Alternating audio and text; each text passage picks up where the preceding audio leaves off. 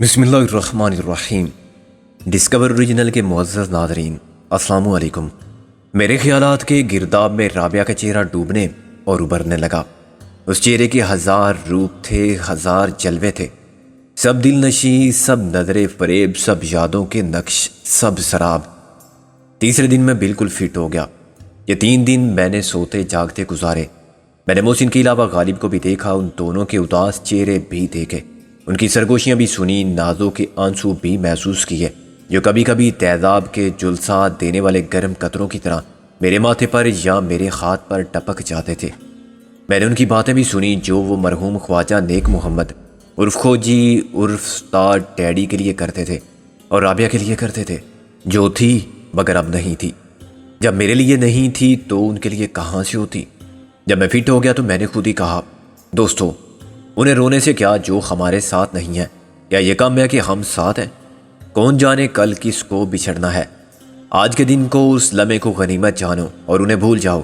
بھولنا تو پڑتا ہے، پھر کل کا کام آج ہی کیوں نہ کر لیں، دکھ کی مدت کو کم کیوں نہ کر لیں، اور آنے والے دن کی کیوں فکر نہ کریں، کیونکہ وقت کے ساتھ ہم بھی حرکت میں ہیں اور ماضی میں نہیں ٹھہر سکتے، ہمیں مستقبل میں سفر کرنا پڑے گا۔ وہ سب حیران رہ گئے، لیکن انہوں نے میری بات مان لی۔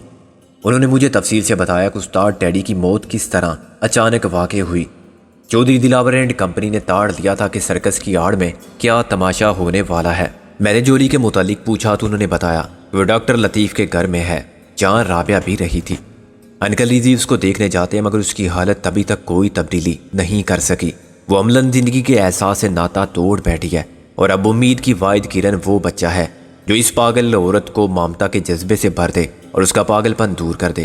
میں نے انہیں خسرو، جمشید، جیکی اور جونی کے بارے میں بتایا، اور یہ بھی بتایا کہ زیب النساء کی ایک بہن ملتان میں ہے۔ غالب مسکرانے لگا، وہ اس کی ماں ہے؟ تم نواب سلطان کی تیسری بیوی کی بات کر رہے ہو نا؟ تیسری؟ میرے علم کے مطابق وہ دوسری تھی، مگر خیر تیسری بھی ہو سکتی ہے۔ میں نے کہا وہ زیب النساء کی ماں ہے، یہ کیسے ہو سکتا ہے؟ کیا مطلب زیب النساء کی ماں نہیں ہو سکتی؟ محسن بولا، یہ تو سنا تھا کہ فلاں کا باپ نہیں، مگر ماں تو ان کی بھی ہوتی ہے جن کے باپ نہیں ہوتے۔ میرا مطلب تھا کہ وہ بڑی نہیں لگتی۔ ہاں یہ کہو کہ تمہاری نظر نے اس کی عمر کا اندازہ غلط کیا۔ ایسا ہو جاتا ہے، غالب نے کہا۔ جب میری عبد الودود مندر سے بات ہوئی تب مجھے یہ پتا چلا کہ خسرو جمشید سے تمہارا کیا معاہدہ ہوا ہے۔ اس معاہدے کی پیش رفت کیا ہے؟ میں نے کہا، مندر بھائی نے کارروائی تو بڑی تیز رفتاری سے شروع کی ہے، اور دلاور بہت پریشان ہے کیونکہ وہ کچھ بھی نہیں کر سکتا۔ اس نے تو سیاسی مقاصد کے استعمال کے لیے ہاسپٹل کی تعمیر کا اعلان کر دیا تھا۔ ہاسپٹل کا منصوبہ پہلے کھٹائی میں پڑا، اب خسرو جمشید وہ سب زمین تمہیں دے رہا ہے، اور کاغذات جو اس کے پاس رہن نامے کی صورت میں موجود تھے عدالت کی تحویل میں جا چکے ہیں۔ تمہارے والد کی وہ فیکٹری تو تمہیں نہیں مل سکی، مگر اللہ جو کرتا ہے بہتر کرتا ہے۔ ساری برائی چودھری دلاور کے کھاتے میں گئی، تمہیں اس کی جگہ بنا بنایا ہاسپٹل مل جائے گا، اس کا ثواب تم کماؤ گے۔ ابھی ٹرانسفر کے معاملات چل رہے ہیں، تعمیر کا سلسلہ بعد کی بات ہے، اس کے لیے بھی خسرو جمشید نے تمہارے اکاؤنٹ میں فنڈ ٹرانسفر کر دیے ہیں۔ فکسڈ ڈپازٹ کی صورت میں 4 لاکھ کی رقم ہے۔ جب یہ سب معاملات طے ہو جائیں گے اور دلاور اینڈ کمپنی کا حشر نشر ہو جائے گا، تب ہم ہاسپٹل کا سنگ بنیاد رکھیں گے۔ ابھی رکھا تو وہ اکھاڑ پھینکے گا، ہاسپٹل کو بھی اڑا دے گا، لیکن زمین کو وہ نہیں اڑا سکتا۔ اس کی سب سے بڑی مجبوری یہ ہے کہ اسے نواب خسرو جمشید کے بارے میں کچھ معلوم نہیں ہے کہ وہ کہاں ہے۔ کہاں ہے وہ؟ میں نے کہا، جیکی اور جونی کی قید میں۔ غالب نے کہا، میں نے اپنے تمام وسائل اور تعلقات کی مدد سے اس کا سراغ لگا لیا تھا، اور جیکی جونی سے مل کے سب حالات بھی معلوم کر لیے تھے۔ انہوں نے بتا دیا تمہیں؟ غالب ہنسا، ارے یار وہ لونڈے ہیں، ہم انہیں چٹکیوں میں اڑا دیں۔ بنتے ہیں بہت ہوشیار مگر ہیں گدھے، تم اچھے گدھے ہیں اور کام کے گدھے ہیں، تم سے بہت متاثر ہیں، اور تمہیں بالکل ڈیوڈ جینسن کا حقیقی روپ سمجھتے ہیں۔ ڈیوڈ جینسن اس زمانے کی مقبول ترین انگلش فلم سیریز کا مرکزی کردار ادا کر رہا تھا۔ اس کہانی کی 109 اقساط دکھائی گئی تھی، اور وہ یعنی مفرور ایک ایسا ڈاکٹر تھا جس نے اپنی بیوی کو قتل کرنے والے کی ایک جھلک دیکھی تھی، مگر قتل کے الزام میں وہ خود پکڑا گیا اور تمام واقعاتی شہادتیں اس کے خلاف تھیں۔ کسی نہ کسی طرح وہ پولیس کی تحویل سے نکل بھاگا، اور اس نے اپنی بیوی کے اصل قاتل کو تلاش کرنا اپنی زندگی کا مشن بنا لیا۔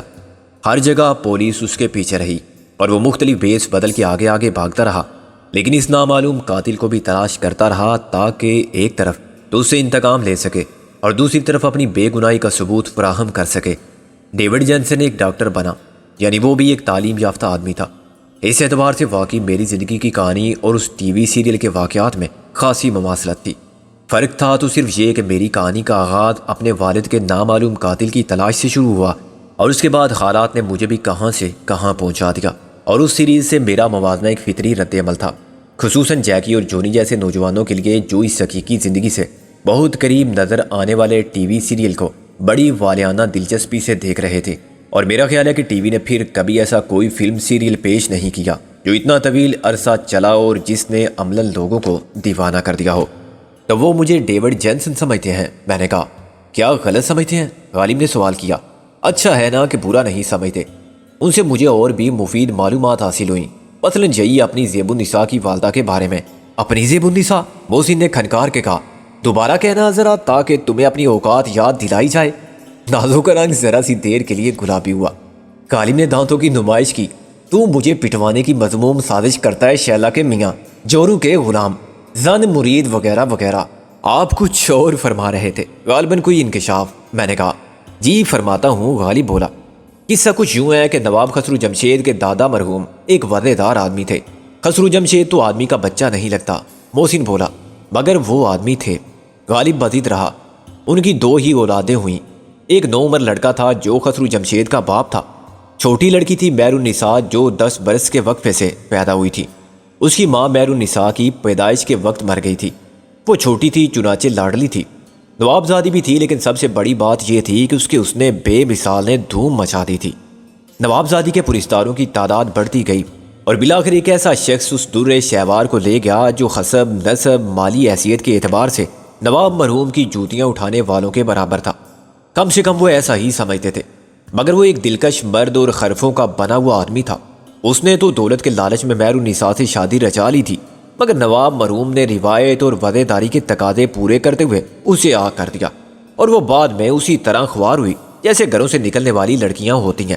وہ ناتجربہ کار بھی تھی، عام لڑکیوں کی طرح اس نے دنیا کو دیکھا ہی نہیں تھا، مگر دنیا نے اسے دیکھا تھا، اور اس کے پرستار بڑھ بڑھ کے آگے آتے رہے کہ غم کیسا، ہمارے دل کا مکان خالی ہے۔ یوں مکان بے مکان ہوتی وہ بالآخر ان دنوں نواب سلطان محمد خان آف ملتان کی حویلی میں ہے۔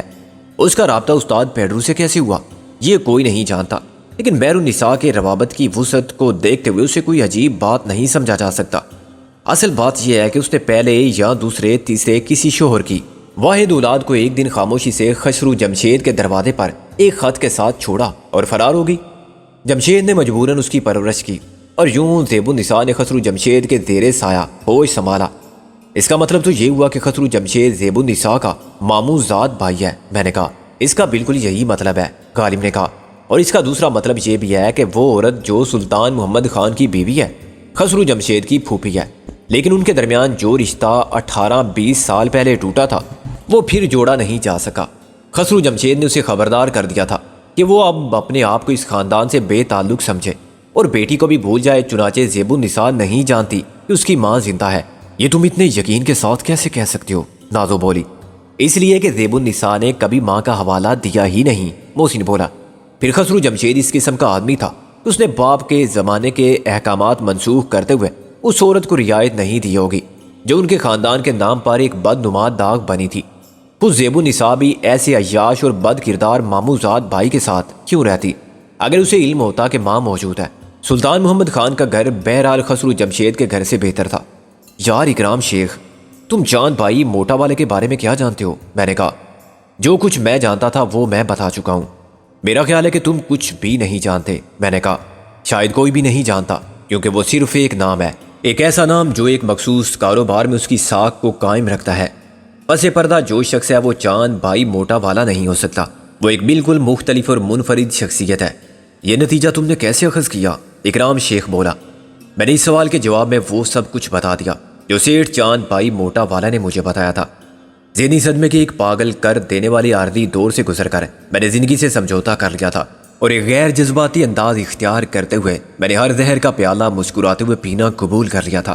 میں نے انہیں رابعہ کے بارے میں بھی بتا دیا، پہلے وہ جو چاند بھائی نے رابعہ کے متعلق کہا تھا، پھر وہ جو رابعہ نے مجھ سے برائے راست کہا تھا۔ وہ سب ایسے گمسم اور دم بخود بیٹھے رہے جیسی یہ حقیقت نہیں، کلیسے میں ہوش شربا کی کہانی ہے، جس میں دلچسپی کے لیے تو بہت کچھ ہے مگر یقین کرنے کے لیے کچھ نہیں۔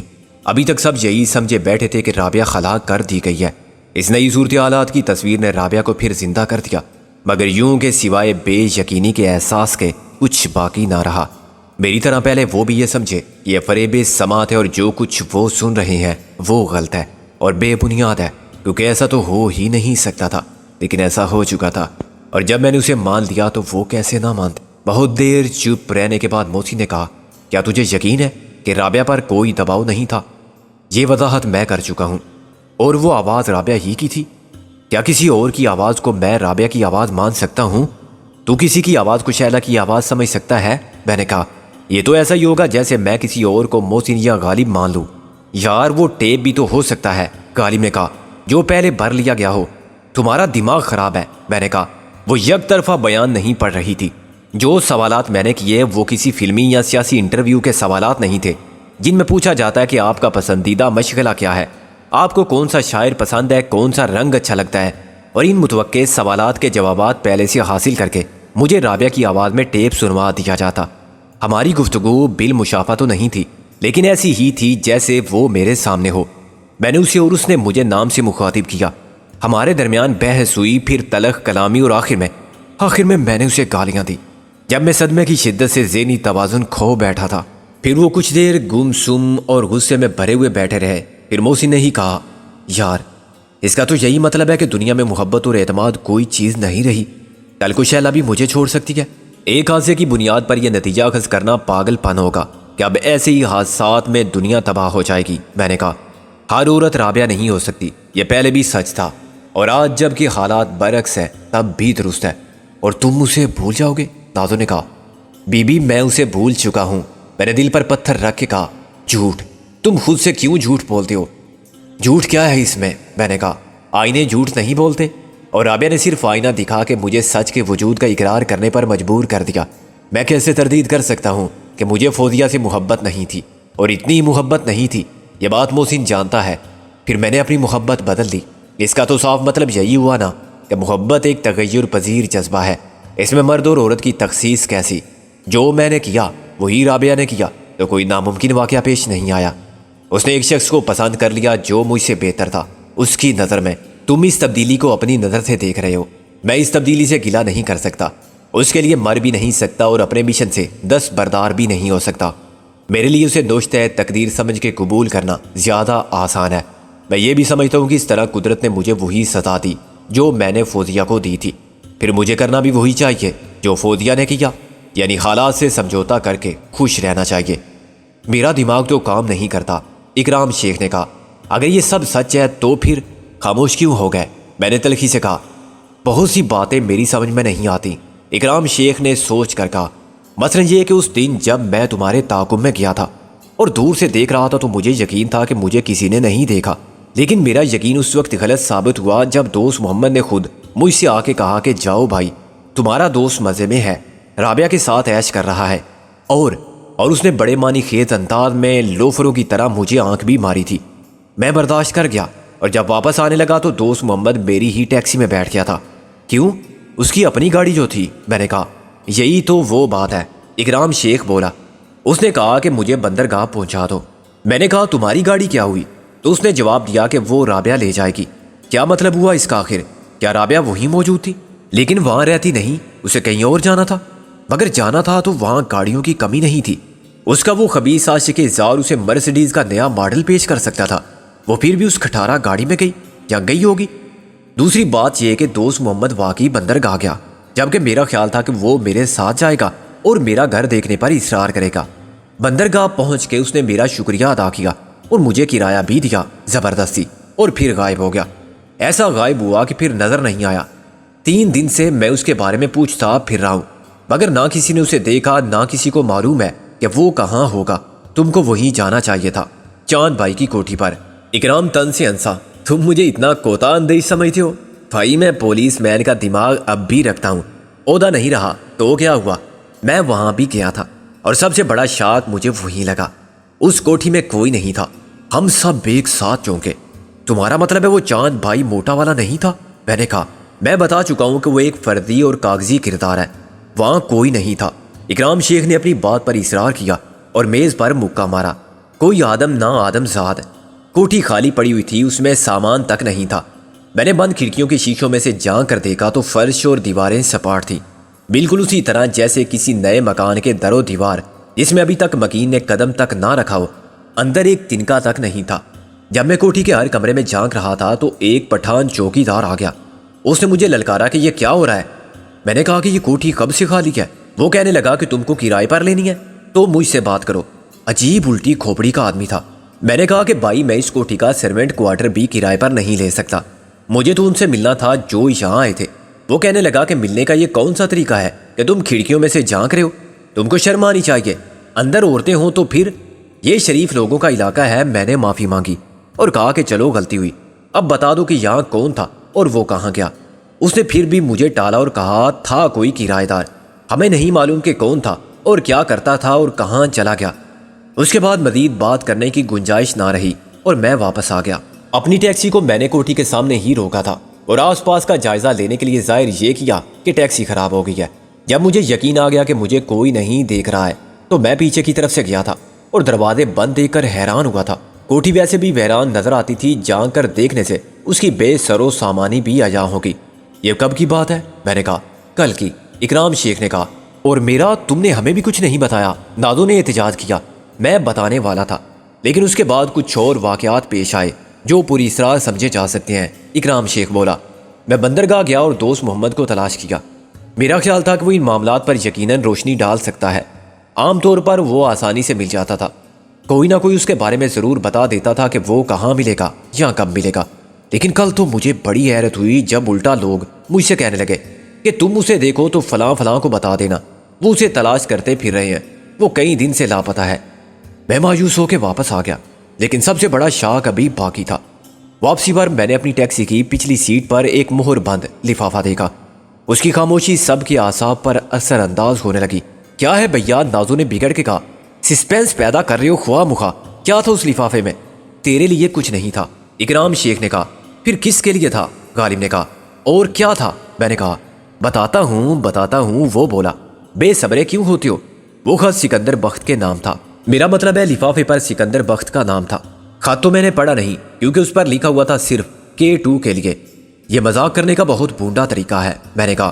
یہ مذاق نہیں ہے۔ پھر K2 کا کیا مطلب ہوا؟ غالب بولا۔ کسی نے کراکرم کی چوٹی K2 کے نام خط لکھا تھا کہ مجھ سے شادی کر لو۔ مرزا غالب کے بھتیجے، تم ایسا ہی بے تکا مطلب نکال سکتے ہو کیونکہ تمہاری عقل پولیس مین کی عقل نہیں ہے۔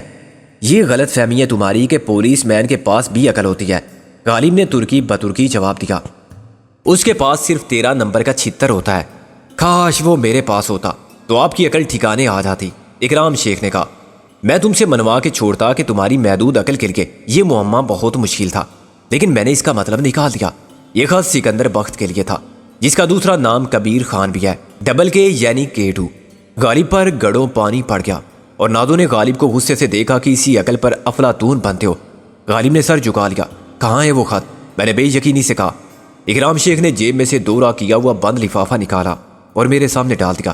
یہ ڈاک کا عام سا استعمال ہونے والا لفافہ تھا، لیکن اس کا انداز تحریر عام نہ تھا۔ یہ رابعہ کی تحریر تھی جسے میں پہچانتا تھا۔ میرا دل یوں دھڑکا جیسے پھر نہ دھڑکے گا۔ میں لفافے کو گھورتا رہا، آخر کیا ہوگا اس میں؟ یہی کہ اب کہنے کو کچھ بھی نہیں۔ پھر میں نے خود سے کہا کہ دل نا امید تو نہیں، ناکامی تو ہے، اور خط کو کھول دیا۔ اس میں فیض کی ایک نظم کا اقتباس تھا۔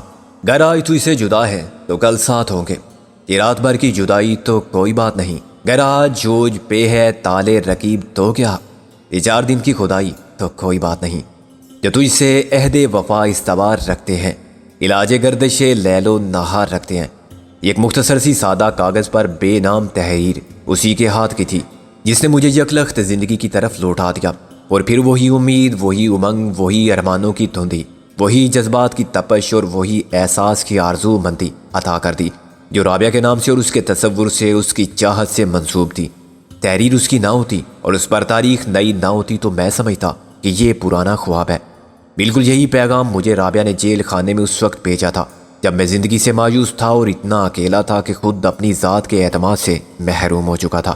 اس وقت رابعہ نے جو کچھ کیا وہی آج بھی کیا تھا، اور وہ جانتی تھی کہ کوئی توضیع، کوئی توجیہ اس سے زیادہ مکمل اور قائل کرنے والی نہیں ہو سکتی تھی۔